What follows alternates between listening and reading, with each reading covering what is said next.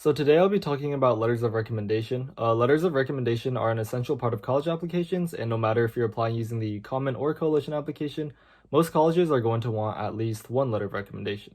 So there are generally three types of recommendation letters that you'll want to have: teacher recommendation, counselor recommendations, and other recommendations. So you'll generally want two or three teacher recommendation letters. Colleges will usually require one letter of recommendation from a teacher. However, some may allow you to submit more. So you might be asking yourself, what teacher should I ask for these letters? Well, there are a couple things to consider when making this choice. Number one, your potential majors. So try to get letters from teachers who have taught you in subjects related to the field you may want to go in. So for example, if you want to go into STEM, getting a letter from your teacher in a math or science class like AP Chemistry or AP Biology might be a good idea. Number two, don't ask your teacher for a letter of recommendation just because you got an A in their class. You probably had a few classes where you sat in the back of the room, you participated when you needed to, and you did all the homework and you ended with an A. So these are the classes you don't want to be getting a letter of recommendation from because the teacher isn't going to be able to write a letter that showcases who you are as a student and as a person. They'll only be able to write something along the lines of how you did your homework on time and you got an A. Instead, think about what classes you avidly participated in. Maybe there's a class that you asked a lot of questions in, or you participated in every class discussion voluntarily. Maybe there's a class where you didn't get an A and that you struggled in, but you worked closely with a teacher and persisted throughout the entire year.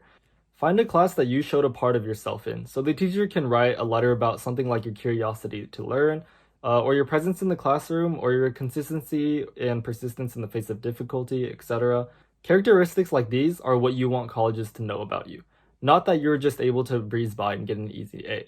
Number three, unless there's a teacher that you know really well and you've stayed connected with throughout high school, you generally want to ask a teacher from your junior or senior year that taught you in a higher level class. These teachers had you in their class more recently than your freshman or sophomore year teachers, so they can probably remember you more clearly and can say more about you.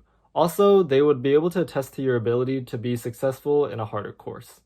Colleges will usually require one counselor recommendation. There's not much to say here. This recommendation is usually done by your school guidance counselor that's assigned to you, and they usually know what to do. However, one thing that could help if you haven't seen your counselor often or they don't know you that well is to simply just to go in and talk to them. Tell them what you're interested in and what schools you're looking at. Just have a conversation with them so they can get to know you a little better.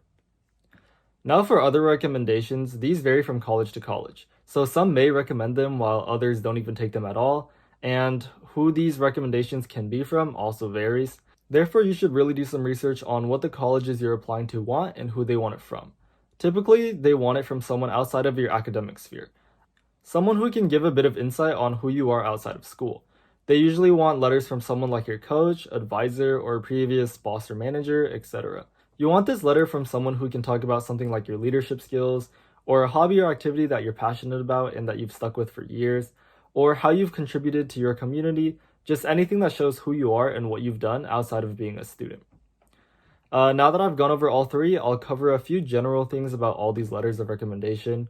So when you start your coalition or common application, they'll ask you if you want to waive your FERPA rights.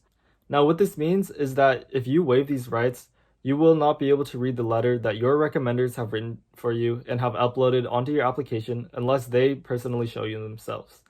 If you don't waive your rights, you'll be able to read the letters that they wrote and uploaded to your application. So whether you waive these rights is completely up to you and your recommenders.